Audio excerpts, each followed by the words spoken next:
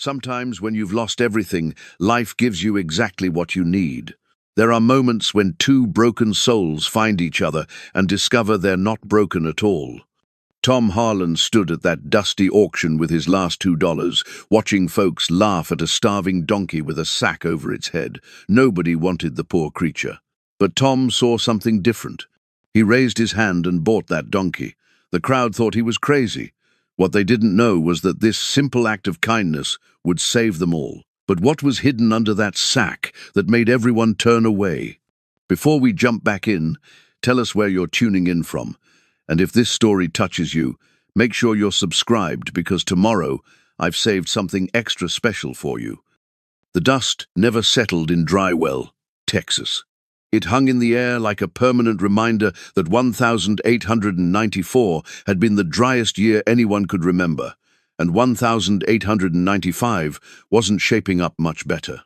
The town squatted on the prairie like a collection of weathered bones, its buildings bleached grey by the relentless sun and scoured by winds that carried more grit than hope. Tom Harlan walked slowly down Main Street, his father's worn spurs jingling softly with each step.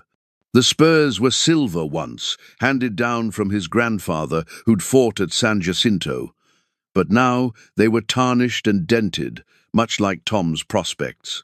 He kept them polished out of respect, though some days he wondered if his father would be proud or ashamed of what his son had become. The boarding house sat at the end of the street, like a tired old woman settling into her chair. Martha Weatherby had painted it yellow once, but the color had faded to the shade of old bones. Tom climbed the front steps, each board creaking under his boots, and pushed through the screen door that never quite closed right. "Tom?" Martha's voice carried from the kitchen, warm despite the circumstances. "That you?" "Yes, ma'am." He hung his hat on the peg by the door and ran his fingers through hair that needed cutting. At 32, Tom still had the build of a working man, but his shoulders carried the weight of too many failures. Martha appeared in the doorway, wiping her hands on her apron. She was 45 and handsome in the way of women who'd learned that beauty came from kindness rather than youth. Her dark hair was streaked with silver at the temples, and her eyes held the particular warmth of someone who'd known sorrow but refused to let it make her bitter. "Any luck today?" she asked, though her tone suggested she already knew the answer. Tom shook his head. "Harrison's outfit isn't hiring. Neither is the railroad. Seems like everybody's cutting back, not taking on." Martha's expression softened with sympathy. "Sit down. I'll get you some coffee." The boarding house kitchen was the heart of the place, with its large wooden table scarred by years of use and a cast-iron stove that Martha kept burning even in summer. Tom settled into his usual chair and watched her pour coffee from the blue enamel pot. She moved with the efficiency of someone who'd been caring for others most of her life. "You know," she said, setting the cup before him, "I've been thinking about what you said about going to California." Tom wrapped his hands around the warm cup. "Might be time. There's talk of gold up in Alaska, too. Man could start fresh. Is that what you want? To start fresh somewhere else?" The question hung between them like smoke. Tom had been asking himself the same thing for months. After losing the family ranch 2 years ago, his father's ranch, his grandfather's ranch, he'd drifted from job to job, town to town, always looking for something that felt like home again. "I don't rightly know anymore," he admitted. "Used to think I knew exactly what I wanted. Ranch of my own, cattle, maybe a family someday. Now it seems like I'm just getting by, day to day." Martha sat across from him, her own cup in hand. "Your father's ranch wasn't meant to be mine, apparently." The bitterness in his voice surprised even him. "Drought took the cattle. Bank took the land. Simple as that. Your father would be proud of how you've handled it," Martha said quietly. "Not many men would have worked as hard as you have to pay off his debts." Tom looked at her over his coffee. Martha had a way of seeing the good in situations that seemed hopeless. It was one of the things he'd come to admire about her during his 6 months at the boarding house. "What about you?" he asked. "Ever think about starting fresh somewhere?" A shadow passed across her features. "This place is all I have left of Daniel. He built it with his own hands, you know. Every board, every nail. I can't just walk away from that. Her husband had died 3 years ago, leaving her with the boarding house and not much else. Tom knew the feeling of being tied to a place by memories, both good and painful. The sound of boots on the front porch interrupted their conversation. Sheriff Coleman pushed through the door, removing his hat as he entered. He was a big man with graying hair and the careful movements of someone who'd learned that most problems could be solved with patience rather than force. "Martha, Tom," he nodded to each of them. "Mind if I sit a spell?" "Of course, Ray. Coffee?" "Much obliged." Coleman settled his bulk into a chair that protested under his weight. "Tom, I heard you were at the livestock auction today." "Yes, sir. Looking for work mostly, but didn't find any." Coleman accepted his coffee with a grateful nod. "Heard you made a purchase, though." Tom felt heat rise in his cheeks. Word traveled fast in a town the size of Dry Well. $2 seemed like the right thing to do. For a donkey with a sack over its head. Coleman's tone wasn't mocking, just curious. "Folks are saying you've lost your mind." "Folks say a lot of things." Tom's jaw tightened. "Most of it's not worth repeating." Martha looked between the two men with growing interest. "What donkey?" Tom sighed, knowing the story would come out whether he told it or not. "There was a donkey at the auction today, thin as a rail, sickly looking. Someone had tied a burlap sack over its head. Nobody wanted it." "Why would someone cover its head?" Martha asked. "That's what I wondered." Tom stood and walked to the window, looking out at the small stable behind the boarding house where he'd left the animal. "Figured I'd find out." Coleman leaned back in his chair. "And did you?" Tom was quiet for a long moment. "She's blind in one eye, cloudy, like a cataract. I reckon whoever owned her thought folks wouldn't bid if they saw it." "Blind?" Martha's voice carried a note of concern. "Poor thing." "She gets around fine," Tom said quickly. "Better than fine, actually. It's like she hears things the rest of us miss. When I was walking her back here, she stopped dead in her tracks right before a rattler crossed the path. Saved us both from a nasty surprise." Coleman raised an eyebrows. "Interesting. What are you planning to do with her?" Tom turned from the window. "Haven't decided yet. She needs feeding up, that's certain. After that," he shrugged, "we'll see." The conversation was interrupted by the arrival of Dr. Hayes, the town's physician, and one of the few men in Dry Well with a formal education. He was thin and precise, with silver hair and the careful speech of someone who'd grown up back east. "Good evening, everyone." Hayes hung his black bag by the door. "Martha, I hope you don't mind my stopping by so late." "Not at all, Doctor. Coffee?" "That would be lovely, thank you." Hayes took the remaining chair at the table. "I couldn't help but hear about your acquisition today, Tom. Quite the topic of conversation around town." Tom returned to his seat, feeling like he was being surrounded. "Seems like folks don't have enough to worry about if they're spending time talking about one old donkey." "Ah, but that's where you're wrong," Hayes said, accepting his coffee from Martha. "In a community like ours, every decision affects everyone else in some way. Your act of kindness today, and it was kind, make no mistake, says something about the character of our town. How do you figure?" Hayes sipped his coffee thoughtfully. "There were 37 people at that auction today. 36 of them saw that animal as worthless, something to be mocked. Only one saw something worth saving. That says something hopeful about human nature, don't you think?" Coleman nodded slowly. "Doc's got a point. Times like these, it's easy to get hard. Stop seeing the good in things." Martha had been quiet during this exchange, but now she spoke up. "I'd like to see her." "The donkey." Tom looked at her with surprise. "She's nothing much to look at. I suspect she's exactly what she needs to be," Martha replied with a gentle smile. They made their way outside, the four of them walking across the small yard to the stable behind the boarding house. Tom had built a temporary stall using old lumber and rope, nothing fancy but dry and secure. The donkey stood in the back corner, her head lowered as she worked her way through a pile of hay Tom had purchased with his last 50 cents. She was small for a donkey, probably no more than 10 hands high, with a coat that had once been grey but now showed patches of brown and white where malnutrition had taken its toll. Her ribs showed clearly, and her hip bones stood out like mountain peaks. But it was her eye that drew attention, the good one. dark brown and alert, that seemed to take in everything around her with quiet intelligence.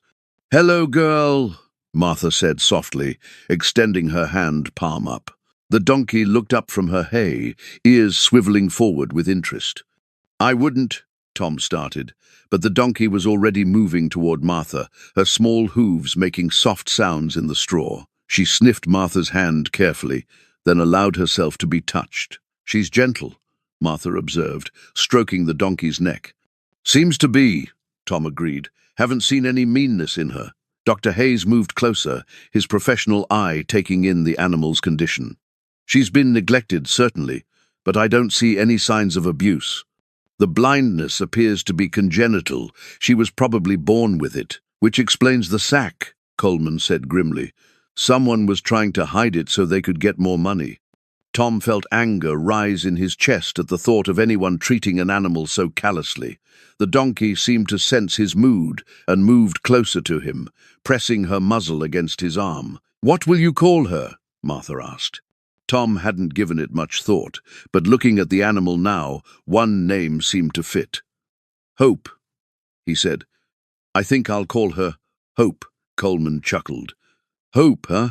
Think she'll live up to it?" Tom looked down at the small donkey, who was now nuzzling his pocket in search of treats he didn't have. Despite her condition, despite the mockery of the townspeople, despite his own uncertain future, something about her steadfast presence made him feel less alone. "I think," he said quietly, "we might be good for each other." As the evening settled over Dry Well and the others returned to their own concerns, Tom remained in the stable with Hope.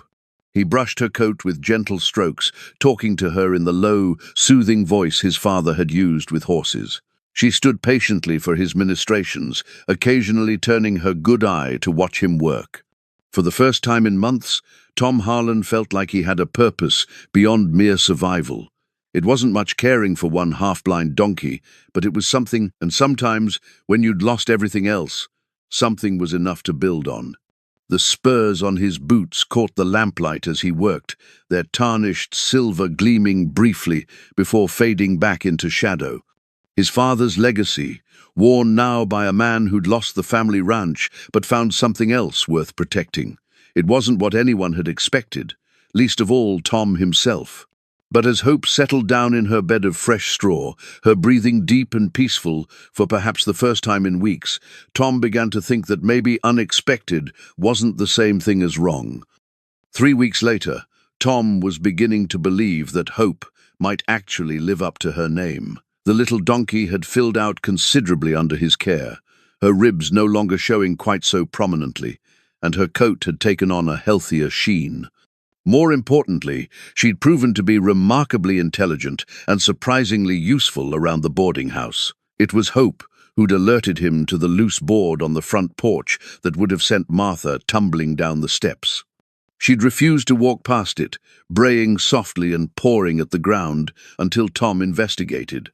It was Hope who detected the gas leak from the kitchen stove before anyone else smelled it, becoming agitated and pushing against Tom until he followed her inside to discover the problem. "That donkey's got better sense than most people," Martha had observed after the stove incident, and Tom was beginning to agree. On this particular Tuesday morning, Tom was mucking out Hope's stall when Martha appeared in the stable doorway. Her face was pale, and she clutched a piece of paper in her trembling hands. "Tom?" Her voice was smaller than usual, uncertain in a way that made his stomach tighten with dread. He set down his pitchfork and moved toward her. "What is it?" She held out the paper, official-looking, with the bank's letterhead at the top.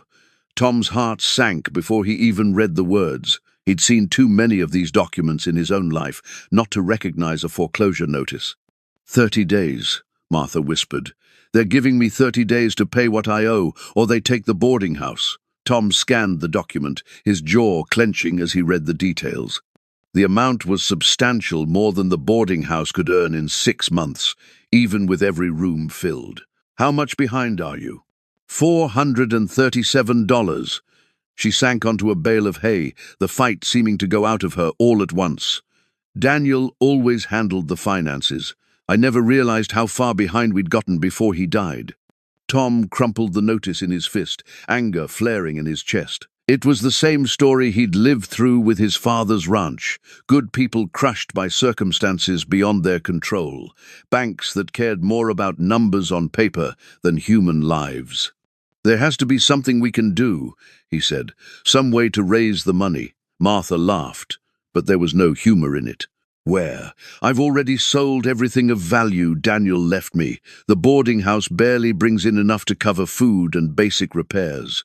Hope had been watching their conversation with the attention she gave to everything around her. Now she moved closer to Martha, pressing her muzzle against the woman's shoulder in what seemed like an attempt at comfort. "She knows you're upset," Tom observed. Martha reached up to stroke Hope's neck. "Smart girl. Too bad she can't help us figure out how to save this place." Tom studied the little donkey thoughtfully. Over the past 3 weeks, he'd been amazed by Hope's abilities.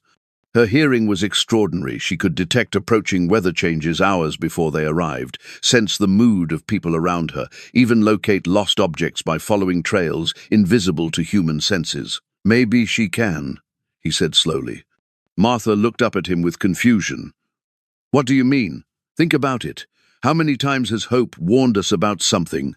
The loose board, the gas leak, that rattlesnake on our way back from town yesterday. She's got senses the rest of us can only dream of."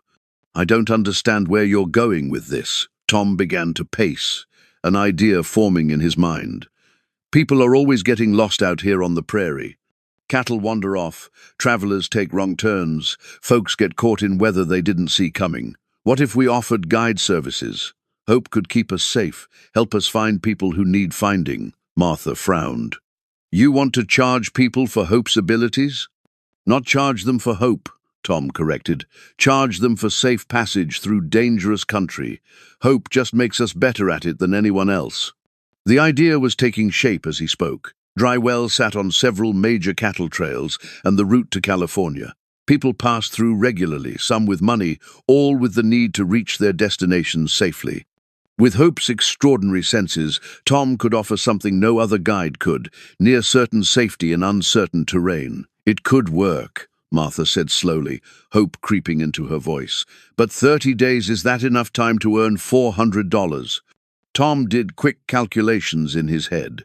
If he charged $5 per day for guide services, he'd need to work 80 days to earn the full amount. But if he could handle multiple jobs or charge premium rates for dangerous routes, "It's worth trying," he said finally.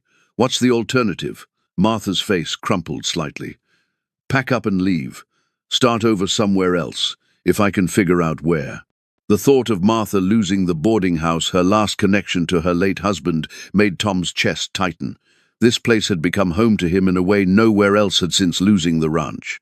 More than that, Martha had become important to him, though he hadn't quite admitted to himself how important. "We're not going to let that happen," he said firmly. Hope seemed to sense the determination in his voice.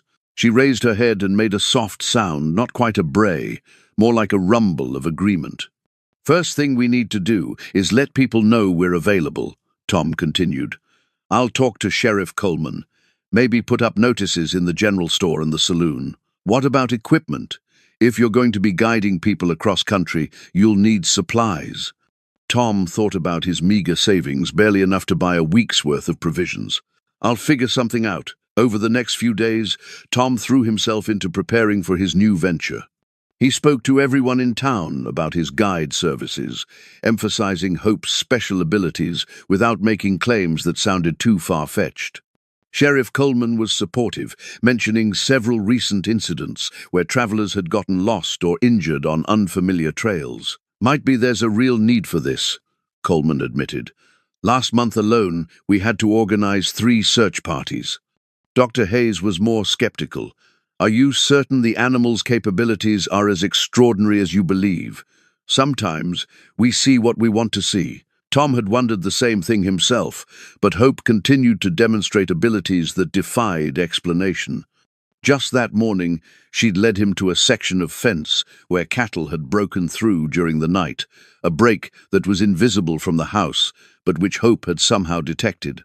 The first real test came on a grey Wednesday morning, when a traveling salesman named Peterson approached Tom about guiding him to the next town. Peterson was nervous about reports of bandits on the main road and willing to pay extra for a safe route across country. $5, you said. Peterson mopped his brow with a handkerchief despite the cool weather. That seems steep for a day's work. It's not just a day's work, Tom replied. It's safe passage. I guarantee you'll reach Millerville without incident. Peterson looked skeptically at Hope, who was standing quietly nearby. And you're basing this guarantee on that donkey? I'm basing it on knowledge of the terrain and years of experience, Tom said diplomatically. Hope just helps me stay alert to things I might otherwise miss. In the end, Peterson agreed, primarily because the alternative routes were either longer or more dangerous. They set out at dawn, Tom riding his horse while Peterson drove his wagon. Hope trotted alongside, her ears constantly moving as she monitored their surroundings. The first sign of Hope's value came an hour into their journey. She suddenly stopped and began making agitated sounds, pawing at the ground and refusing to move forward. "What's wrong with her?" Peterson asked nervously. Tom dismounted and examined the trail ahead. At first glance, it looked normal, packed earth worn smooth by countless hooves and wheels. But something had spooked Hope, and Tom had learned to trust her instincts. He walked forward carefully, testing each step. 20 feet ahead, his boot broke through what appeared to be solid ground, revealing a sinkhole hidden by a thin crust of dried mud. The hole was deep enough to have broken a horse's leg or overturned Peterson's wagon. "Well, I'll be damned," Peterson breathed when Tom showed him the hidden danger. How did she know? Tom couldn't explain it, but he was grateful. They found an alternate route, and the rest of the journey passed without incident. Peterson was so impressed that he paid Tom an extra $2 and promised to recommend his services to other travelers. Word spread quickly. Within a week, Tom had guided 3 more groups safely across difficult terrain, each time with Hope alerting him to dangers that would have been invisible to human senses. Loose rocks that could trigger landslides, patches of quicksand disguised as solid ground, the approach of severe weather, while the sky still looked clear. The money was adding up, but slowly. Tom calculated that at his current rate, he'd earn maybe half of what Martha needed by the deadline. He needed bigger jobs, more dangerous routes that would justify higher fees. That opportunity came in the form of Harrison, the cattle baron, who'd initially mocked Tom's purchase of Hope. Harrison needed someone to guide a valuable herd through territory where rustlers had been active. It was dangerous work that could pay $25 if Tom was willing to risk it. Standing in Martha's kitchen that evening, counting the money he'd earned so far, Tom felt the weight of responsibility settling on his shoulders. Hope dozed in her stall outside, unaware that their modest success had put them on a path toward something much larger and more dangerous. The foreclosure notice sat on Martha's kitchen table, its deadline looming like a storm cloud. But for the first time since receiving it, Tom felt a glimmer of genuine hope. He and Hope made a good team, and together they might just accomplish what had seemed impossible a month ago. The question was whether 30 days would be enough, and whether Tom's luck would hold when the stakes got higher. The walking stick arrived on a Thursday morning, delivered by the youngest Murphy boy, who could barely contain his excitement at being chosen for such an important errand. It was beautifully carved from oak, with intricate patterns that spoke of hours of careful work, and a brass nameplate that simply read, "Tom Harlan," with gratitude. "Grandfather made it himself," young Billy Murphy announced proudly. "Took him near 3 weeks, working every evening after supper." Tom accepted the gift with a mixture of surprise and embarrassment. He'd guided the Murphy family, grandfather, parents, and 3 children safely through a treacherous stretch of canyon country 2 weeks earlier, when Hope had detected an unstable rock formation that would have trapped them in a landslide. It had been routine work, the kind he was getting used to, but apparently it had meant more to the Murphys than he'd realized. "You tell your grandfather I'm honored," Tom said, running his fingers over the smooth wood. "This is fine work. He says you and Hope saved our lives," Billy continued. "Says he's never seen anything like how she knew that whole cliff was ready to come down." After the boy left, Tom stood in the stable examining the walking stick. It was more than just a practical tool, it was recognition, proof that his work mattered to people. Hope nuzzled his shoulder, as if she understood the significance of the moment. "Look at that girl," he said softly. "Folks are starting to take notice." The past 2 weeks had brought a steady stream of work. Tom's reputation was spreading along the cattle trails and trade routes, carried by grateful travelers who'd experienced Hope's uncanny abilities firsthand. He'd guided 3 more families safely through dangerous territory, helped a merchant caravan avoid a flash flood that would have destroyed their goods, and even assisted Sheriff Coleman in tracking down cattle thieves who'd thought they could hide in the Badlands. Each success brought more money toward Martha's debt, but also something equally important: respect. People no longer looked at Tom as the unlucky cowboy who'd lost his ranch. They saw him as Tom Harlan, the guide who could get you anywhere safely, the man with the remarkable donkey who seemed to know things no animal should know. $47, Martha said that evening, counting the money Tom had earned. In just 3 weeks, I never would have believed it possible. They sat at the kitchen table, the foreclosure notice spread before them, alongside Tom's growing pile of earnings. The contrast was stark, the cold, official language of the bank document against the tangible evidence of Tom's success. "It's not enough yet," Tom admitted. "We need nearly 400 more, and there's only a week left." Martha reached across the table and covered his hand with hers. The touch was gentle, comforting, and it made Tom's pulse quicken in a way he wasn't quite ready to examine. "You've done more than anyone could have asked," she said. "If we lose this place, it won't be because you didn't try." Tom turned his hand palm up, briefly capturing her fingers before she pulled away. "We're not losing it. I have an idea, but it's risky." Before he could explain, the sound of hooves outside interrupted them. Tom recognized the rider before he dismounted Jake Williams, one of Harrison's ranch hands. Williams was a hard man with suspicious eyes, the kind who'd learned not to trust anyone or anything. "Harlan," Williams called from the porch. "Mr. Harrison wants to see you. Tonight." Tom exchanged glances with Martha. Harrison was the biggest cattle baron in 3 counties, a man whose word carried weight and whose displeasure could ruin a person's prospects permanently.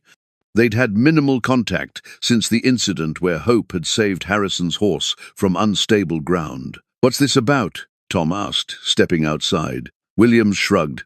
"Didn't say. Just told me to fetch you and that donkey of yours. Said it was business." The ride to Harrison's ranch took nearly an hour, with Hope trotting steadily beside Tom's horse. The ranch headquarters was impressive, a sprawling adobe house surrounded by well-maintained outbuildings and corrals that held some of the finest cattle Tom had ever seen. It represented everything he'd once dreamed of having, before drought and debt had destroyed those dreams. Harrison waited on his front porch, a big man with silver hair and the kind of confidence that came from never having to worry about money. He was dressed in expensive clothes that somehow managed to look practical, and his boots were made of leather, finer than anything Tom had ever owned. "Harlan," Harrison nodded as Tom approached. "Appreciate you coming out." "Mr. Harrison." Tom touched his hat brim respectfully. "William said you wanted to see me about business." "That's right. I've been hearing interesting things about you and that donkey, stories that sound too good to be true, if I'm being honest." Tom felt his jaw tighten. "I don't make claims I can't back up." Harrison studied him for a long moment, then gestured toward Hope. "Mind if I take a closer look at her?" Tom nodded, and Harrison approached the donkey slowly. Hope stood still for his examination, her good eye watchful but calm. Harrison was clearly a man who knew animals. His hands were gentle but sure as he checked her legs, looked at her teeth, and observed her general condition. "She's in better shape than when you bought her," Harrison observed. "Good care will do that. But I'm more interested in these supposed abilities of hers, such as—" Harrison walked back to the porch and picked up a lantern, "such as whether she can really sense danger the way people claim. I've got a section of range that's been giving me trouble. Cattle keep avoiding it, won't graze there even when the grass is good. Lost 2 head last month, found them at the bottom of a ravine nobody knew was there." Tom began to understand where this was heading. You want me to survey the area. I want you to tell me what's dangerous about it. If your donkey is as special as people say, she should be able to spot whatever's spooking my cattle. And if she can? Harrison's expression grew serious. Then, I've got a proposition for you. Big job, good money, enough to solve whatever financial troubles you might be having. The implication was clear. Harrison knew about Martha's foreclosure notice. In a town the size of Dry, well, few secrets stayed secret for long. What kind of job? Tom asked. Cattle drive. 200 head, moving through territory where rustlers have been active.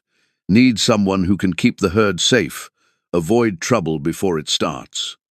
Harrison paused. Pays $50, cash. Tom's heart raced. $50 would more than cover what Martha owed, with money left over for a fresh start. But cattle drives through rustler territory were notoriously dangerous, and he'd be responsible not just for his own safety, but for valuable livestock and the men who worked them. When would this be? He asked. Soon as you prove your donkey can do what people claim. Tomorrow, we test her on that problem range. If she passes, we leave the day after. Tom looked down at Hope, who was grazing peacefully nearby. She seemed so small, so unassuming. It was hard to believe that this gentle creature might hold the key to saving Martha's home and securing his own future. All right, he said finally, we'll do your test. Harrison smiled, but it didn't reach his eyes. Good. Be here at dawn. And Harlan, I hope for your sake the donkey is everything people say she is, because if she's not, this could go very badly for everyone involved. As Tom rode back toward town, Hope's hooves clicking steadily on the hard-packed trail, he couldn't shake the feeling that he was gambling with more than just money. Harrison was offering the chance to solve all their problems at once, but the cattle baron was also a man who didn't tolerate failure. The walking stick bounced gently against his saddle, a reminder of the gratitude and respect he'd earned. Tomorrow would determine whether that respect was justified, and whether Hope's remarkable abilities were enough to handle whatever dangers Harrison's proposition might bring. Dawn came grey and cold, with the kind of wind that cut through a man's jacket and reminded him that winter wasn't far off. Tom arrived at Harrison's ranch to find the cattle baron already mounted and waiting, along with two of his hands. The men looked skeptical, their expressions suggesting they thought this whole exercise was a waste of time. "Morning, Harlan," Harrison called. "Ready to show us what that donkey can do?" Tom nodded, though his stomach was tight with nervous energy. Everything depended on this test: Martha's home, his own future, the reputation he'd been building. Hope seemed to sense his tension. She stayed close to his horse, her ears constantly moving as she monitored their surroundings. They rode north for about an hour, through rolling grassland that gradually gave way to more broken country. The problem area, when they reached it, looked deceptively peaceful. Good grass, scattered trees for shade, a small creek running through the middle. It was exactly the kind of range cattle should love. "Looks fine to me," one of Harrison's hands muttered. "That's what I thought too," Harrison replied, "until I started losing cattle." Tom dismounted and let Hope explore the area freely. She began moving in a systematic pattern, her nose close to the ground, occasionally stopping to test the air or paw at the earth. Tom had learned to read her body language over the past month, and he could see growing agitation in the way she held her ears and the tension in her muscles. 20 yards into the grass, Hope stopped abruptly and began backing away, making low, distressed sounds. "What's she doing?" Harrison asked. Tom approached carefully, studying the ground where Hope had stopped. To his eyes, it looked like solid earth covered with grass, but when he knelt and pressed his hand against it, he felt the surface give slightly. "Sinkhole," he announced. "The ground's undermined here." Harrison dismounted and joined him, pressing his own hand to the earth. "I'll be damned. How deep do you think it goes?" Tom picked up a rock and dropped it into what appeared to be solid ground. They listened as it fell, bouncing off unseen walls, before finally landing with a distant splash. Deep enough to swallow a steer. Hope had moved on, working her way systematically across the range. She found two more sinkholes, both hidden beneath seemingly solid grass, and identified a section where underground erosion had created a network of caves that could collapse under the weight of grazing cattle. "No wonder they avoid this place," Harrison said, his skepticism replaced by grudging respect. "Their instincts are better than mine." But Hope wasn't finished. She'd moved to the edge of the creek and was displaying a different kind of agitation, not fear, but alert attention. She pawed at the ground near the water's edge, then looked back at Tom with what he'd learned to recognize as urgent communication. Tom joined her at the creek bank and knelt to examine the area. The water ran clear and shallow, looking perfectly normal, but Hope continued to insist something was wrong. "What is it, girl?" Tom murmured, running his hands through the grass near the water. His fingers found it a thin strand of wire, almost invisible, strung just above the water level. Following the wire carefully, he discovered it was attached to a crude but effective trap, designed to trip animals drinking at the creek. "Rustlers," Harrison said grimly when Tom showed him the wire. "They've been using this place as a trap. Drive cattle here, let them fall into the sinkholes or get tangled in the wire, then come back later to collect whatever they can salvage."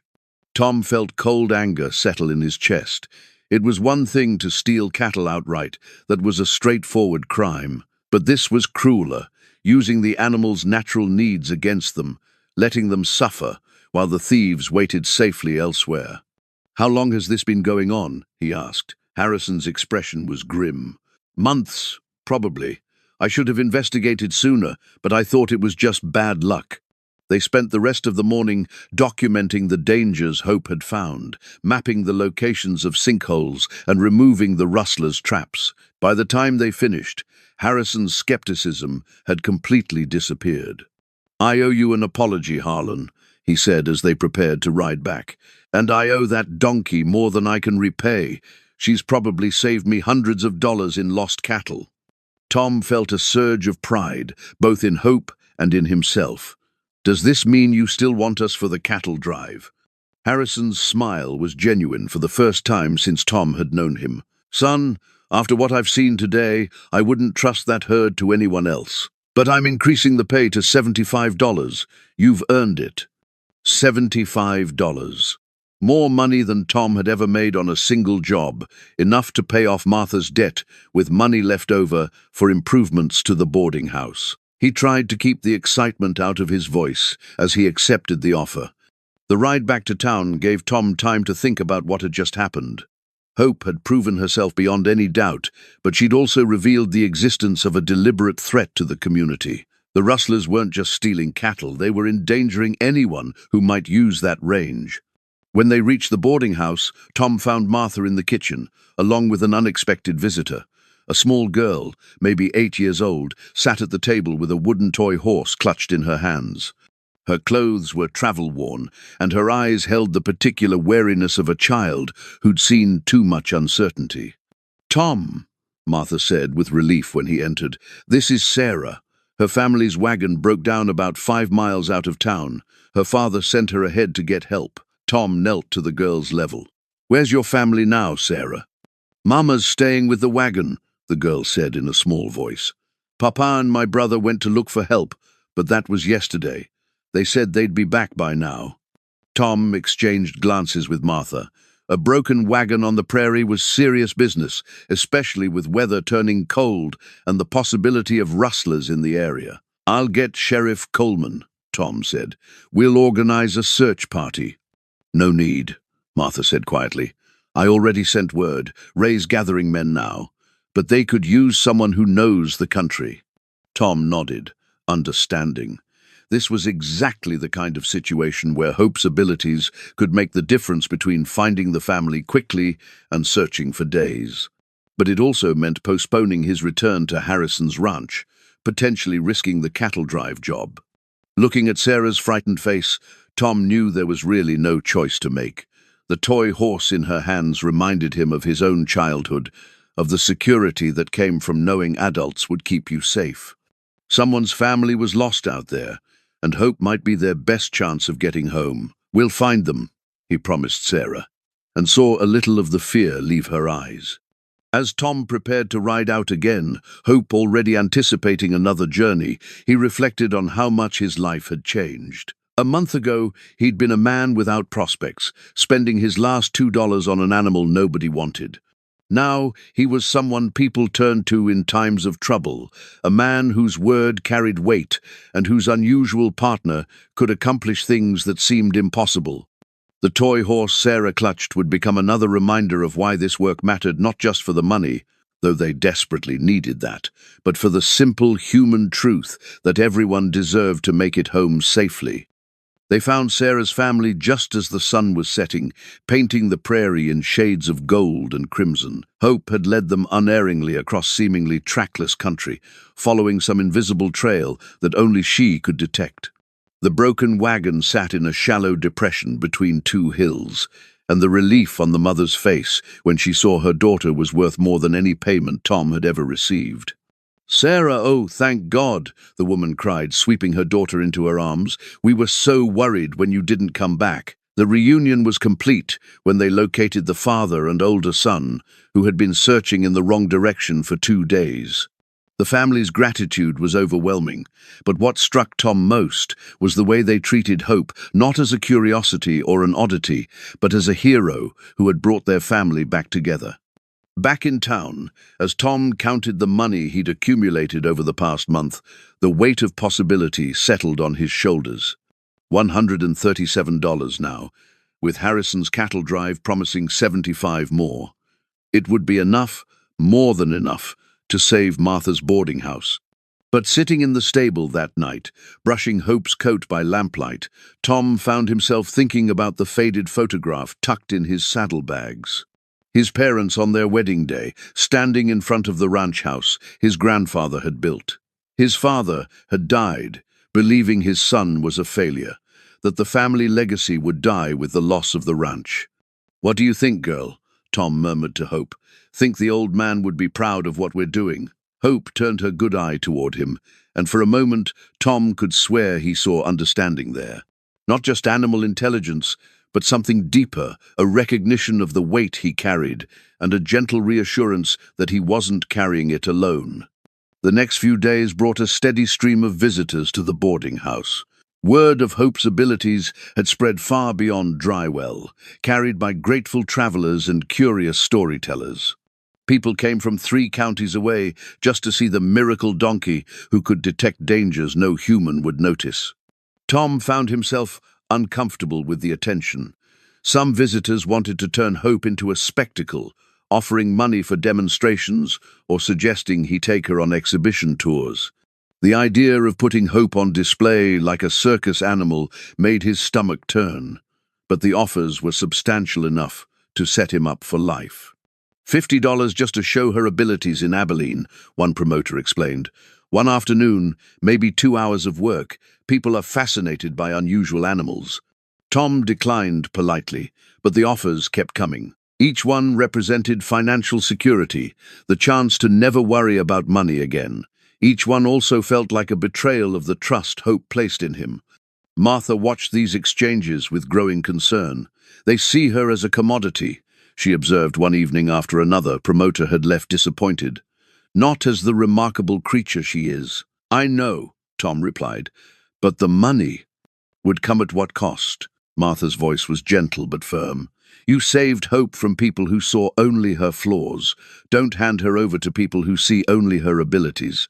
The conversation was interrupted by Sheriff Coleman's arrival. The lawman looked troubled, his usual calm demeanor replaced by obvious worry. "Tom, I need to ask a favor," Coleman said without preamble. "Big one. What's wrong?" Coleman settled into his usual chair, accepting coffee from Martha with a grateful nod. "Got word from the territorial marshal? There's been trouble up north, serious trouble. A gang's been hitting ranches, stealing everything they can carry and burning what they can't." Tom felt cold dread settle in his stomach. "How far north?" "Close enough. They hit the Morrison place yesterday, just 40 miles from here. Word is they're moving this direction, looking for easy targets." Martha paled. "Are we in danger?"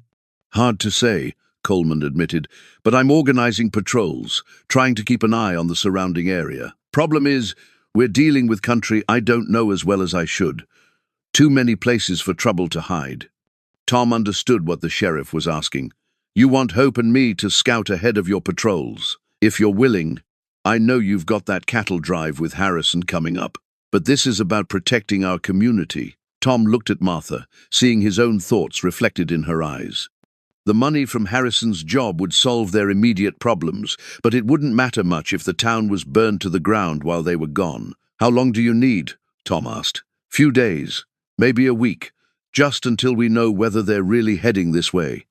Before Tom could answer, Martha spoke up. "Of course he'll help. We all have to do our part." Tom felt a surge of affection for her, mixed with worry about the risks they were taking on. But she was right. This was their community, their home. If they couldn't protect it, what was the point of saving it from the bank? "I'll talk to Harrison, see if we can delay the cattle drive," Tom said. Coleman's relief was visible. "Much obliged. I'll sleep better knowing you and Hope are keeping watch." After the sheriff left, Tom and Martha sat in companionable silence. The foreclosure notice still lay on the table, but somehow it seemed less threatening now. They'd found a way to raise the money, even if it meant taking risks Tom had never contemplated before. "Martha," Tom said carefully, "there's something I need to tell you." She looked up from her sewing with patient attention. "These past weeks, working with Hope, building something worthwhile, it's been the best time I've had since losing the ranch. And a big part of that is because of you." Martha's hands stilled on her needlework. "Tom, I know it's not the right time, with everything that's happening, but I wanted you to know. Whatever comes next, I'm grateful for what we've built here." Martha set down her sewing and reached across the table to touch his hand. "I'm grateful too, more than you know." The moment was interrupted by Hope's sharp bray from the stable, followed by the sound of approaching horses. Tom was on his feet instantly, his hand moving to the gun at his hip. Through the window, they could see riders approaching too many for a social call, moving too fast for casual travel. Tom counted at least 6 men, all armed, their faces hidden by the growing darkness. "Get away from the windows," Tom said quietly to Martha, "and stay low." Hope's continued agitation told him everything he needed to know. These weren't travelers seeking shelter for the night. This was trouble of the worst kind, arriving exactly when they were least prepared to handle it. The photograph of his parents seemed to watch him from across the room as Tom checked his rifle and prepared to defend the home that had become more precious to him than any ranch his grandfather had ever built. The riders turned out to be Sheriff Coleman and his hastily assembled posse, their faces grim with news that made Tom's blood run cold. The gang had struck again, hitting 2 more ranches in a single night. They were moving faster than anyone had anticipated, and they were definitely heading toward Dry Well. 3 families dead, Coleman reported, his voice heavy with anger and grief. The Hendersons, the McCalls, and old Pete Garrison burned them out after taking everything of value. Martha gasped, her hand flying to her mouth.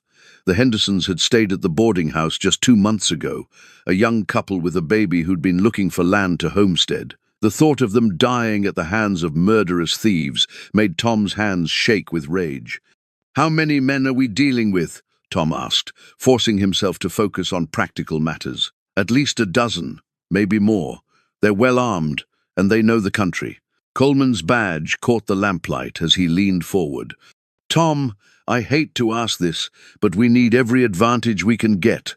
Hope's abilities might be the only way to track these bastards before they hit us." Tom looked at the sheriff's weathered face, seeing the weight of responsibility there. Coleman was a good man trying to protect his community with limited resources against overwhelming odds. The decision wasn't really a choice at all. "We'll leave at first light," Tom said, "but I want Martha somewhere safe first." "I'm not going anywhere," Martha said firmly. "This is my home too." "The boarding house will be one of their targets," Tom argued. "It's got supplies, money, things they'll want." Martha's jaw set in a way Tom was learning to recognize. "Then we make sure they don't get them. I can handle a rifle as well as most men, and I know every hiding place in this building." Coleman nodded approvingly. "We'll post guards here. Martha won't be alone." The next morning dawned clear and cold, with the kind of crystalline air that carried sound for miles. Tom saddled his horse, while Hope waited patiently, as if she understood they were heading into danger. She'd been restless all night, her ears constantly moving, alert to sounds only she could hear. The posse consisted of 8 men, farmers, shopkeepers, and ranch hands who'd volunteered to defend their community. Most weren't experienced fighters, but they had the desperate courage of people protecting their homes and families. Hope led them north, following a trail invisible to human eyes. Tom had learned to trust her completely, but he still marveled at her ability to track people across country that showed no obvious signs of passage. She moved with purpose, occasionally stopping to test the air or examine the ground before continuing with renewed certainty. "How does she do it?" asked Pete Wilson, a young farmer who joined the posse more from duty than confidence. "Wish I knew," Tom replied honestly. "Best I can figure, she picks up on things we miss. Scent, disturbed ground, maybe just the feeling that something's not right." They found the gang's most recent campsite around midday. The ashes were still warm, and the evidence of their presence was brutally clear, scattered belongings from their victims, including a child's doll that made every man in the posse clench his jaw with anger. Hope became increasingly agitated as they examined the camp, pawing at the ground and making low, distressed sounds. Tom dismounted to investigate what had caught her attention. "They split up," he announced after studying the tracks. "Looks like the main group continued north, but 4 or 5 riders broke off and headed east." Coleman frowned. "East would take them toward town." Tom felt ice settle in his stomach. The eastern route would bring the smaller group directly to Drywell, approaching from the blind side, where no one would be watching for them. It was exactly the kind of tactical move that suggested these weren't random raiders, but experienced military men turned criminal. "We need to get back," Tom said urgently. "If they hit the town while we're out here—" "The main group's still a threat," Coleman pointed out. "If we let them get behind us—" Hope solved the dilemma by making her choice clear. She turned toward the east, every line of her body indicating urgent purpose. The danger to Drywell was immediate and real. They rode hard, pushing their horses to the limit across country that would have been treacherous without Hope to guide them. She led them along routes that avoided the worst terrain, but Tom could see the strain on both animals and men. By late afternoon, several horses were beginning to falter. "We need to rest them," Wilson gasped, his face flushed with exhaustion. "No time," Tom replied, though he could see his own horse was struggling. "Hope's telling us we're running out of time." As if to confirm his words, they crested a hill and saw smoke rising in the distance, thin columns that spoke of buildings on fire. The smoke was coming from the direction of Drywell. Coleman cursed with words Tom had never heard the mild-mannered sheriff use. "We're too late." "Maybe not," Tom said, studying the smoke. "Looks like just 1 or 2 buildings, if we can get there while they're still in town." Hope was already moving down the hill, her small hooves finding purchase on slopes that would have challenged a mountain goat. The posse followed, abandoning caution for speed, driven by the desperate hope that they might arrive in time to make a difference. The sound of gunfire reached them when they were still 2 miles out, sporadic shots that suggested fighting rather than execution. Someone in Drywell was putting up resistance, buying precious time with courage and determination. As they topped the final ridge before town, Tom could see the situation clearly. The boarding house was surrounded, but it wasn't burning. Smoke rose from the general store and the church, but the most important buildings were still intact. More importantly, he could see muzzle flashes from the boarding house windows. Martha and whoever was with her were still fighting. "Spread out," Coleman ordered quietly. "We come at them from 3 sides. Tom, you and Hope find the best approach." Hope had already chosen their route, leading Tom down a dry creek bed that would bring them to within 50 yards of the boarding house. As they moved into position, Tom felt the weight of everything that mattered to him, balanced on the next few minutes. The photograph of his parents seemed to hover in his mind, along with Martha's face and the memory of all the people who'd come to trust him and Hope. Whatever happened next would determine not just whether they saved the town, but whether the life he'd built was worth the sacrifices that had made it possible. Sheriff Coleman's badge glinted in the afternoon sun as he gave the signal to attack, and Tom spurred his horse forward with Hope running alongside, both of them racing toward a confrontation that would test everything they'd learned about courage, loyalty, and the true meaning of home. The attack was perfectly coordinated, striking from 3 directions simultaneously. Tom watched from the creek bed as Coleman's men engaged the raiders surrounding the boarding house, their rifles cracking in the afternoon air. The bandits, caught by surprise, scrambled for cover behind wagons and water troughs. But something felt wrong. Hope sensed it too, her ears flattening against her head as she pawed nervously at the ground. The raiders were fighting, but not with the desperate fury of men caught in a trap. Their movements were too controlled, too organized, as if they'd been expecting this exact scenario. Tom raised his rifle and took careful aim at one of the men near the boarding house steps. The shot was clean, dropping the raider instantly, but as the man fell, his hat came off, revealing features that made Tom's blood freeze.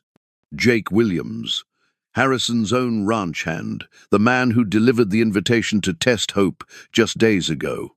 The pieces clicked together in Tom's mind with sickening clarity. Harrison hadn't been offering him a legitimate cattle drive. He'd been positioning Tom and Hope away from town during the raid. The cattle baron, everyone respected, the man whose word carried weight throughout 3 counties, was the leader of the gang that had been terrorizing the territory. Tom's second shot went wide as the implications hit him. Harrison knew about Martha's foreclosure notice because he'd arranged for the bank to accelerate the timeline. He'd probably been buying up distressed properties throughout the region, using fear and violence to drive down prices before swooping in as the wealthy savior. "Coleman!" Tom shouted across the gunfire. "It's a setup. Harrison's behind this." The sheriff couldn't hear him over the noise of battle, but it didn't matter. What mattered was that Hope had led them into exactly the trap Harrison had prepared. The raiders were fighting a delaying action, keeping the posse occupied, while the main force, Harrison's real team, approached Dry Well from another direction entirely. Hope's agitation suddenly made sense. She wasn't sensing the danger from the men they were fighting. She was detecting the approach of the larger threat. The smoke from the burning buildings wasn't random destruction. It was a signal to coordinate the final assault. Tom made a decision that went against every instinct for self-preservation he possessed. Instead of continuing the fight against Williams and his men, he turned Hope toward the hills behind town, following her urgent guidance toward whatever larger danger she'd detected. They crested the ridge just as Harrison's main force came into view, 12 men armed with military precision, moving toward Dry Well with the confidence of soldiers who'd never known defeat. At their head rode Harrison himself, no longer the respectable cattle baron, but revealed as the predator he'd always been. The sight that made Tom's stomach lurch was the dynamite strapped to pack horses in the center of the group. Harrison wasn't planning to loot Dry Well, he was planning to destroy it completely, making sure no witnesses remained to connect him to the raids that had terrorized the territory. Tom had perhaps 10 minutes before Harrison's force reached the town. 10 minutes to warn people, to organize a defense against overwhelming odds, to somehow prevent the complete destruction of everything he'd come to care about. But Hope had other ideas. Instead of leading him back toward town, she struck out across country toward the old mining claims that honeycomb the hills east of Dry Well. Tom trusted her judgment implicitly by now, but he couldn't understand what she was thinking. "Come on, girl," he muttered. "Whatever you've got in mind, make it fast." Hope led him to an abandoned mine shaft that Tom had never paid much attention to before. But as they approached, he could see why she'd brought him here. The shaft opened directly onto the trail Harrison's men would use to approach town. More importantly, the timber supports looked rotten, ready to collapse at the slightest disturbance. Tom dismounted and examined the mine entrance more carefully. The whole hillside was riddled with old workings, connected by tunnels that hadn't been properly sealed when the miners moved on. If he could trigger a collapse in the right place. The sound of approaching hooves gave him perhaps 3 minutes to work. Tom pulled the small charges he always carried for clearing rock slides from his saddlebags, setting them quickly against the weakest support timbers. It wasn't much explosive, but it didn't need to be. The mine was ready to come down on its own. It just needed encouragement. Hope watched his preparations with what seemed like approval, her good eye tracking his movements as he ran the fuses and prepared to light them. When Harrison's men came around the bend, Tom would have one chance to time this perfectly. The first rider appeared just as Tom struck his match, Harrison himself, sitting tall in his saddle with the confidence of a man who'd never been challenged. Behind him came his gang, the pack horses with their deadly cargo, and the certain destruction of everything Tom held dear. Tom lit the fuses and ran for cover, pulling Hope behind a boulder just as the first charges detonated. The sound was muffled at first, more of a rumble than an explosion, but then the hillside began to move. The mine collapse was spectacular and terrible. Tons of rock and timber crashed down onto the trail, burying Harrison's men under an avalanche that had been building pressure for decades. The dynamite on the pack horses added its own contribution to the destruction, turning what might have been a partial blockade into complete devastation. When the dust settled, there was no trail, no Harrison, no gang, just a new configuration of the hillside that would puzzle geologists for years to come. Tom sat in the sudden silence, his ears ringing from the explosions, trying to process what had just happened.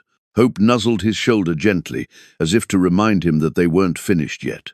Down in dry. Well, Coleman and his men were still fighting Williams and the decoy force, unaware that the real threat had been eliminated. The ride back to town felt like a dream. Tom arrived to find the battle winding down, the surviving raiders either dead or surrendering in the face of superior numbers. Coleman looked up as Tom approached, his face grim with the aftermath of violence. "Where the hell did you go?" the sheriff demanded. "And what was that rumbling sound?" Tom dismounted slowly, still not quite believing what he and Hope had accomplished. "Harrison's dead, his whole gang. They were planning to blow up the town." Coleman stared at him. "Harrison? What are you talking about?" He was behind all of it. The raids, the murders, probably the bank accelerating Martha's foreclosure. He wanted to buy up the whole territory cheap, and he was willing to kill anyone who got in his way. The explanation took nearly an hour, with Tom describing everything he'd observed and deduced. Coleman listened with growing amazement and anger, occasionally asking questions that confirmed Tom's theory. "Son of a bitch," the sheriff said finally. "No wonder we could never get ahead of them. They had inside information on everything who had money, which ranches were isolated, when shipments were coming through." Martha emerged from the boarding house as they were talking, her face pale but determined. She'd been defending her home with the help of Dr. Hayes and 2 traveling salesmen who'd happened to be staying there. The building showed bullet scars, but it was intact. "Is it over?" she asked, looking between Tom and Coleman. Tom nodded, suddenly exhausted. "It's over. All of it." Martha's eyes filled with tears of relief, but before she could respond, Coleman spoke up with a grim smile. "Tom, I don't know how to thank you. What you and Hope did today, saving the whole town." "There's no need," Tom interrupted. "This is our home." But even as he said it, Tom was thinking about the implications of Harrison's death. The cattle baron had been the most powerful man in 3 counties, with business interests and debts that would take months to sort out. His ranch, his cattle, his land holdings, all of it would need new ownership. And somewhere in Harrison's papers, Tom was willing to bet they'd find evidence that the bank had been pressured to accelerate Martha's foreclosure as part of a larger scheme to acquire properties throughout the region. The foreclosure notice that had started this whole adventure might turn out to be the least of their worries after all. In the 3 days following Harrison's death, Drywell transformed from a sleepy cattle town into the center of a territorial investigation that drew lawmen, lawyers, and land speculators from as far away as Austin. The truth about Harrison's criminal enterprise unfolded like layers of an onion, each revelation more shocking than the last. Tom found himself at the center of it all, his actions having triggered an avalanche of consequences that went far beyond saving one small town. The territorial marshal, a stern man named Garrison, who wore his authority like an expensive suit, had arrived with a team of investigators and enough legal documents to choke a horse. "Mr. Harlan," Marshal Garrison said, settling into Martha's kitchen with the air of a man conducting official business. "You've stumbled onto something considerably larger than cattle rustling." Tom glanced at his father's rifle, now leaning against the wall where he'd placed it after the battle. The weapon had belonged to 3 generations of Harlan men, and Tom felt the weight of that legacy as he faced questions that could reshape the entire territory. "How large?" he asked. Garrison spread papers across Martha's table maps, property deeds, bank documents that painted a picture of systematic corruption. Harrison owned pieces of 7 banks, had partnerships with land speculators in 3 states, and was coordinating with criminal gangs across half of Texas. The raids weren't random violence, they were part of a business plan. Martha brought coffee with hands that trembled slightly. The past few days had taken their toll on everyone, but she'd borne the additional burden of housing investigators, feeding a constant stream of officials and dealing with reporters who'd heard about the miracle donkey and wanted to sensationalize the story. "What happens now?" she asked. "That depends partly on Mr. Harlan," Garrison replied, accepting his coffee with a nod of thanks. "Harrison's estate is worth approximately $200,000. His criminal activities void most of his legitimate business contracts, which means that money has to go somewhere." Tom felt his pulse quicken. $200,000 was a sum beyond his comprehension, enough to buy half the county and still have money left over. "The territorial government takes a percentage," Garrison continued, "but there's provision in the law for rewarding citizens who expose major criminal enterprises. Your actions saved dozens of lives and prevented what could have been years of continued violence." "How much?" Tom asked quietly. $25,000, plus first option to purchase Harrison's ranch at assessed value, which is considerably below market price given the circumstances. The numbers hung in the air like smoke. $25,000 was enough to secure Tom's future permanently, to buy land and cattle, and build the kind of operation his father had dreamed of. Harrison's ranch was prime territory, well-watered and perfectly positioned for cattle operations. But Martha was watching his face, and Tom could see the question in her eyes. $25,000 could also take him anywhere he wanted to go, set him up in California or Colorado, or any of the places where a man could start fresh without the memories of failure and loss. "There's one complication," Garrison added carefully. "Harrison's operation extended beyond the territorial boundaries. We've identified connected criminal activities in New Mexico and Indian Territory. The federal government wants your cooperation in tracking down the remaining elements of his organization." Tom frowned. "What kind of cooperation?" "You and your donkey have proven exceptionally effective at following trails others can't see. The federal marshals would like to employ your services in hunting down Harrison's surviving associates." The offer was both flattering and terrifying. Tom had never imagined himself as a federal lawman, tracking dangerous criminals across multiple territories. But Hope's abilities had proven invaluable in ways he was still learning to understand. "How long would that take?" Martha asked, and Tom could hear the carefully controlled emotion in her voice. "Months, possibly years," Garrison admitted. "These networks don't collapse overnight, but the pay would be substantial: federal wages plus bounties on confirmed captures." Tom looked around Martha's kitchen, taking in the details that had become precious to him over the past months. The scarred wooden table where they'd counted his earnings, the blue enamel coffee pot that Martha used every morning, the window that looked out toward Hope's stable. This place had become home in a way the family ranch never quite had, perhaps because he'd chosen it rather than inheriting it. "I need time to think," Tom said finally. Garrison nodded. "Of course, but don't take too long. Harrison's associates know what happened here, and they won't wait indefinitely before trying to eliminate the threat you represent." After the marshal left, Tom and Martha sat in silence that stretched like a bridge across an uncertain future. Outside, Hope grazed peacefully in the small paddock Tom had built for her, unaware that her remarkable abilities had attracted attention from the highest levels of territorial and federal government. "You have to take it," Martha said quietly. "The federal job, I mean." Tom looked at her with surprise. "Why?" "Because you'd spend the rest of your life wondering what you might have accomplished. And because—" She paused, seeming to gather courage for difficult words. "Because I can't ask you to stay for me."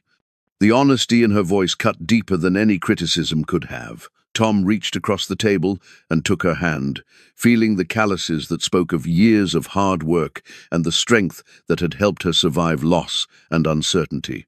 "What if I'm not staying for you?" he asked. "What if I'm staying because this is where I belong?" Martha's eyes filled with tears, but she didn't pull her hand away. "Is it? Really? Or are you settling for what's safe, instead of reaching for what could be extraordinary?" The question hung between them like a challenge. Tom had spent most of his adult life playing it safe, taking the prudent course, trying to preserve what little he had, rather than risking it for something greater. It was that same caution that had cost him his father's ranch, and nearly cost him his self-respect. "What about the boarding house?" he asked. "The foreclosure is solved," Martha finished. "Between your reward money and the revelation that the bank was pressured by Harrison's people, my debt's been forgiven entirely. I don't need saving anymore, Tom. The question is what you need." That evening, Tom walked out to Hope's paddock and leaned against the fence, watching her graze in the fading light. She looked up at his approach, her good eye reflecting the last rays of the sun, and moved closer to nuzzle his shoulder. "What do you think, girl?" he asked softly. "Ready for another adventure?" Hope's response was a gentle whicker that could have meant anything, but Tom found himself thinking about the children they'd saved, the families they'd reunited, the criminals they'd stopped.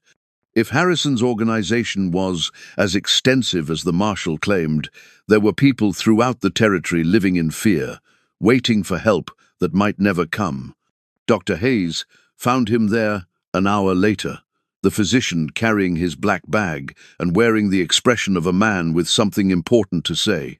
"Tom," Hayes said, settling against the fence beside him, "I wanted to talk to you before you make your decision about Marshal Garrison's offer." "What about?" Hayes was quiet for a moment, choosing his words carefully. "In my profession, I see a lot of people who've given up on themselves, men who've decided they're not worth saving, that their best days are behind them. You were heading down that road when you bought Hope." Tom nodded, remembering the despair that had driven him to spend his last $2 on an animal nobody else wanted. "But I've also seen what happens when people discover they have value they never suspected," Hayes continued.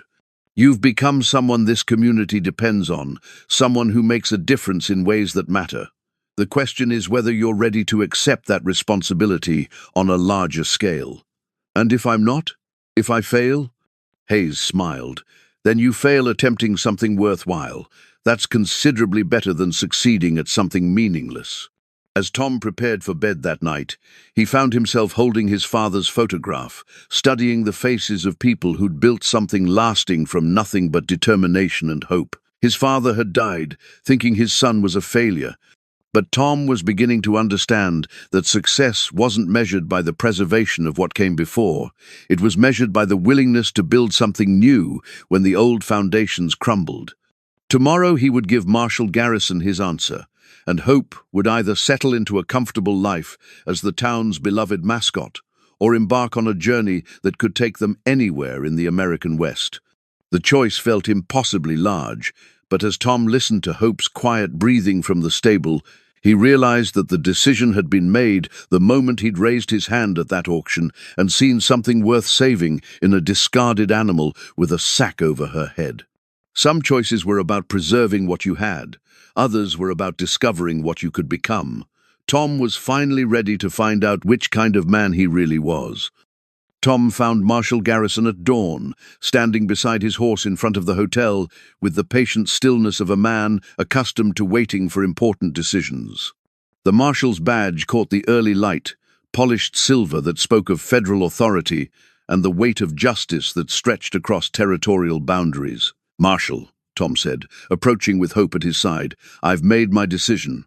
Garrison turned, his experienced eyes taking in Tom's expression and finding whatever answer he'd been looking for. "And? We'll do it. Hope and I will help you track down Harrison's associates." The marshal nodded with satisfaction, but his expression remained serious. "I'm glad to hear it, because we've had developments overnight that make your assistance even more critical." Tom felt a chill of apprehension. "What kind of developments?" Garrison pulled a telegram from his jacket pocket. Harrison had a partner. Man named Corcoran operates out of New Mexico territory. Word of Harrison's death reached him yesterday, and he's not taking it well. Tom read the telegram over Garrison's shoulder, the official language doing little to soften the brutal message. Corcoran's gang hit 3 ranches last night, killed everyone they found. This is retaliation, pure and simple. "How many men?" Tom asked. "At least 20, possibly more. They're well armed, well organized, and they know this country. More importantly, they know about you." The last statement hit Tom like a physical blow.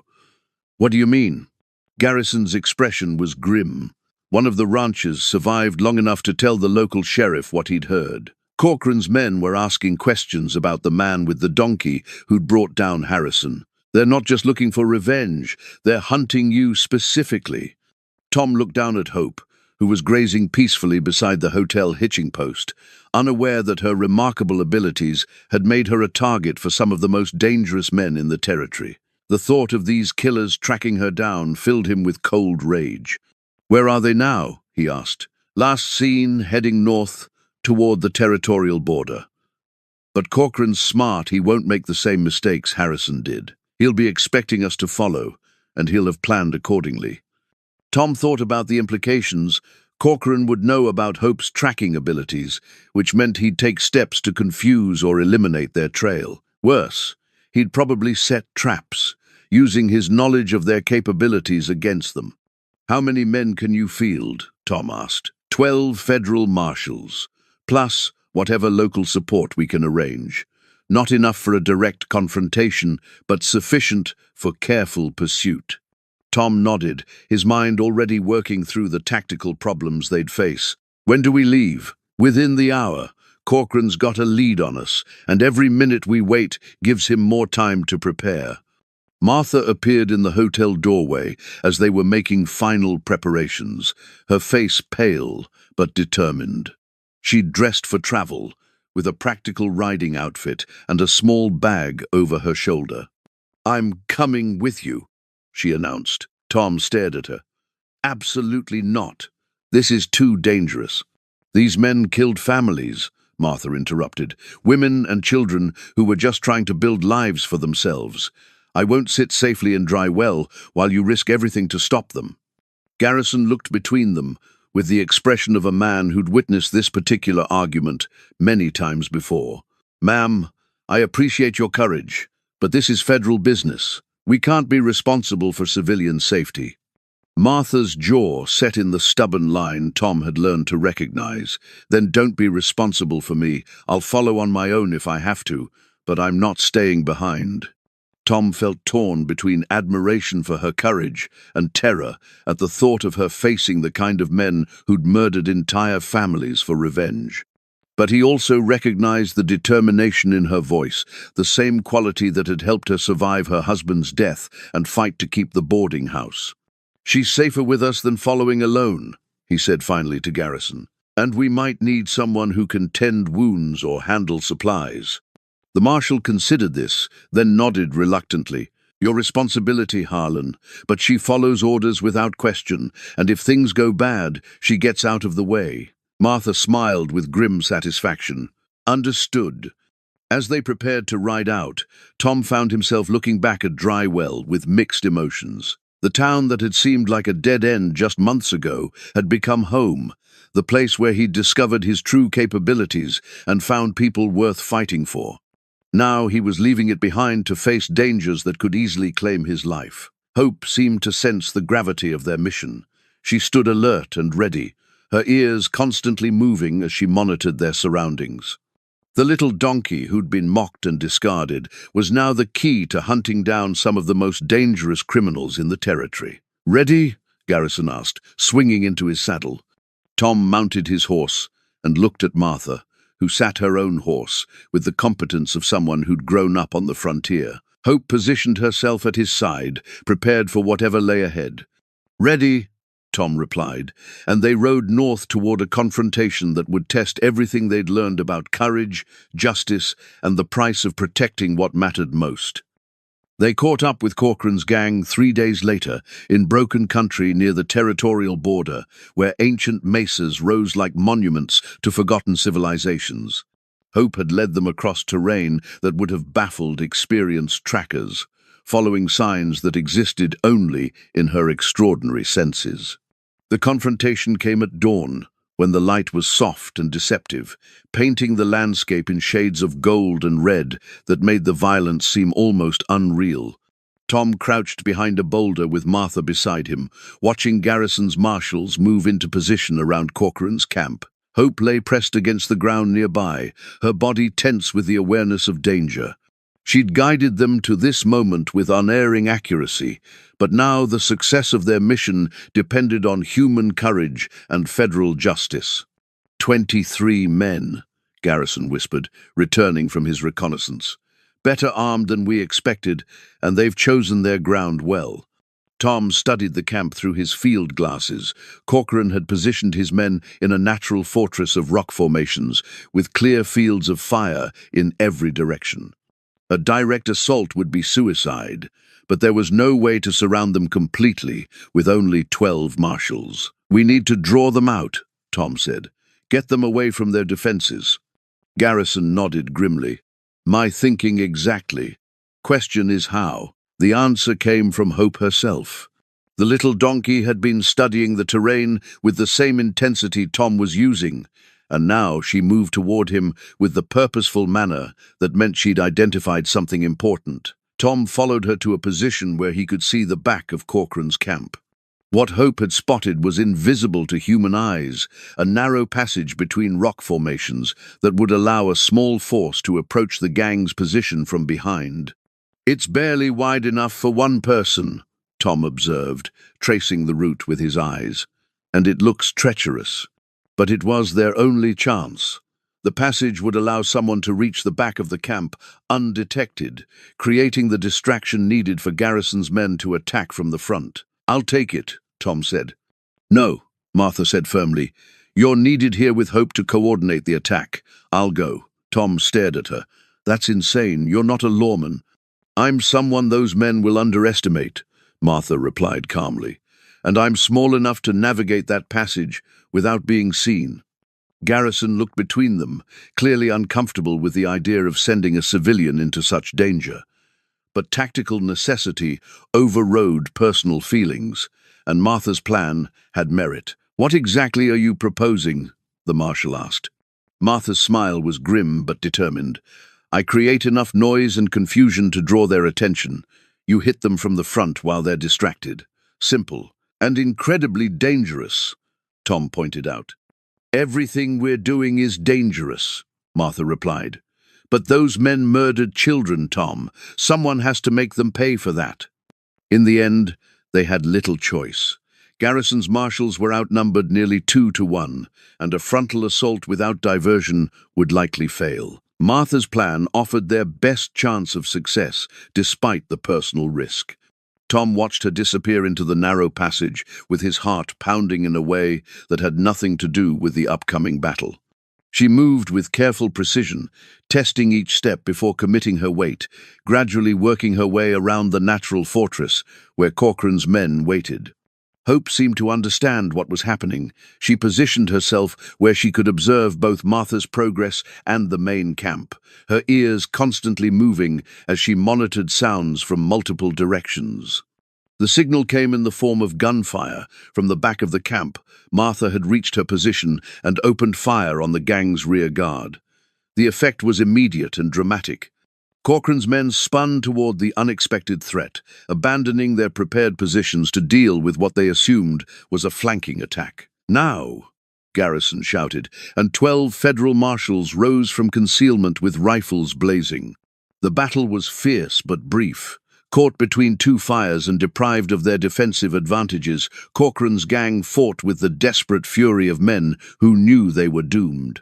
Some tried to surrender, but others chose to go down fighting rather than face federal justice. Tom found himself in the middle of the action, his rifle speaking with mechanical precision as he provided covering fire for the advancing marshals.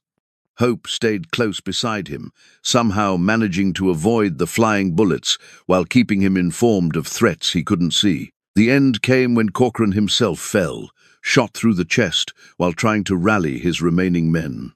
With their leader dead and their position hopeless, the surviving gang members threw down their weapons and raised their hands. In the sudden silence that followed, Tom's first thought was for Martha. He ran toward the passage where she'd disappeared, Hope trotting alongside, both of them desperate to confirm that she'd survived the battle. They found her sitting against a rock wall, pale but uninjured, her rifle across her knees and a look of grim satisfaction on her face. The sight of her alive and whole made Tom's knees weak with relief. "Is it over?" she asked as he reached her. Tom looked back toward the camp, where Garrison's marshals were securing prisoners and counting the dead. The immediate threat was ended, but the larger implications of what they'd accomplished were just beginning to sink in. "It's over," he confirmed, and helped her to her feet as the town bell of justice rang across the territorial wilderness. 6 months later, Tom stood on the front porch of his new ranch house, watching Hope graze peacefully in the pasture that stretched toward the horizon. The land deed was framed and hanging in his study, legal proof that Tom Harlan owned the finest spread in 3 counties, purchased with the reward money from breaking up Harrison's criminal empire. But the real treasure wasn't the land or the cattle or even the substantial bank account that ensured he'd never want for anything again.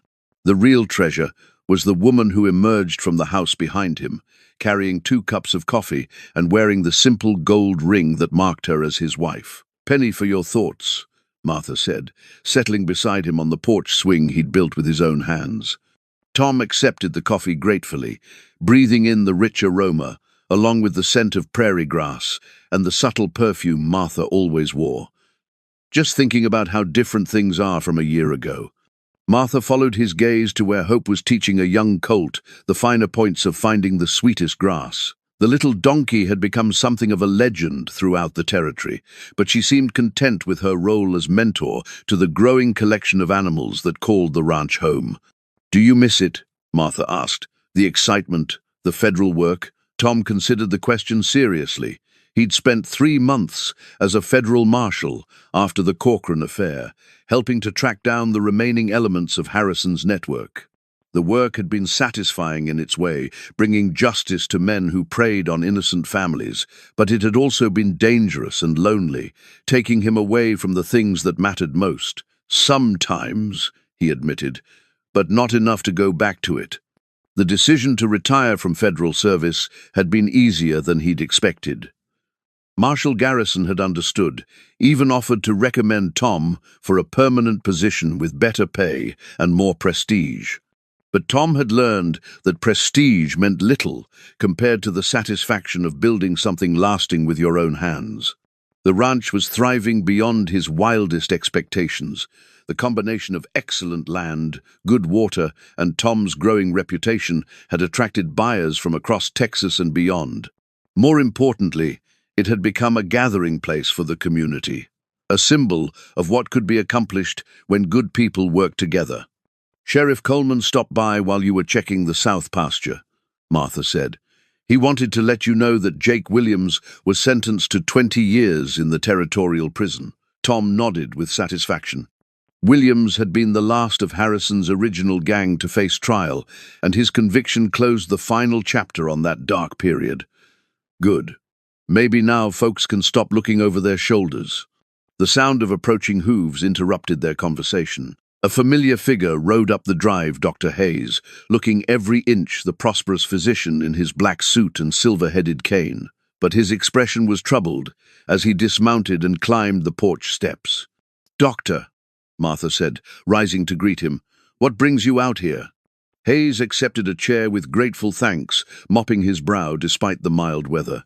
I'm afraid I have a request, Tom, one I hate to make, given how much you and Martha deserve your peace. Tom felt a familiar tightness in his stomach. What kind of request? There's been trouble up in Colorado Territory, mining disputes that have turned violent, with families caught in the middle. The territorial governor has asked specifically for you and hope word of your abilities has spread that far. Tom looked at Martha, seeing his own thoughts reflected in her eyes. They'd built a good life here, a safe life, surrounded by people who cared about them. The idea of leaving it behind to face unknown dangers in unfamiliar territory held little appeal. I'm not a lawman anymore, Doc, Tom said carefully. I'm a rancher. Hayes nodded understandingly. I know. And I told them you'd probably say exactly that. But Tom, there are children involved. Families who've done nothing wrong except try to make an honest living in dangerous country. The words hung in the air like a challenge to everything Tom had learned about himself over the past year. He thought about Sarah, the little girl who'd clutched her wooden horse while worrying about her lost family. He thought about all the people Hope had helped save, all the lives that had been preserved by their partnership. How long? Martha asked quietly. Hayes looked surprised. You'd consider it. We'd consider it, Martha replied, taking Tom's hand. Together. Tom squeezed her fingers, feeling the calluses that spoke of shared work and the strength that had carried them through every challenge they'd faced. How long? He repeated. A few months, probably no more. The territorial government is offering substantial compensation, enough to expand your operation here considerably. Tom stood and walked to the porch railing, looking out at the land that represented everything he'd ever wanted. Hope raised her head from her grazing and looked back at him, as if sensing the weight of the decision he was facing. But as he watched, a young foal stumbled in the tall grass, and Hope immediately moved to help, nuzzling the little animal back to its feet with gentle patience. It was the same instinct that had driven her to warn him about dangers, to guide lost families home, to stand beside him when facing impossible odds. Some gifts weren't meant to be hoarded. Some abilities carried the responsibility to use them for others, regardless of personal cost or comfort. We'll do it, Tom said, turning back to Hayes. But this time we go as a team, all three of us. Martha's smile was radiant with pride and love. Hope nickered softly from the pasture, as if approving of the decision. And Tom felt the familiar stirring of purpose that had guided him from that first moment when he'd seen something worth saving in a donkey with a sack over her head. The land deed on his study wall would still be there when they returned. But some treasures could only be earned by giving them away, and Tom Harlan had finally learned the difference between owning something and truly possessing it. As evening settled over the ranch, painting the sky in shades of gold and crimson, Tom counted his real wealth, a woman who loved him, an animal who trusted him, and the knowledge that tomorrow would bring new chances to make a difference in the world.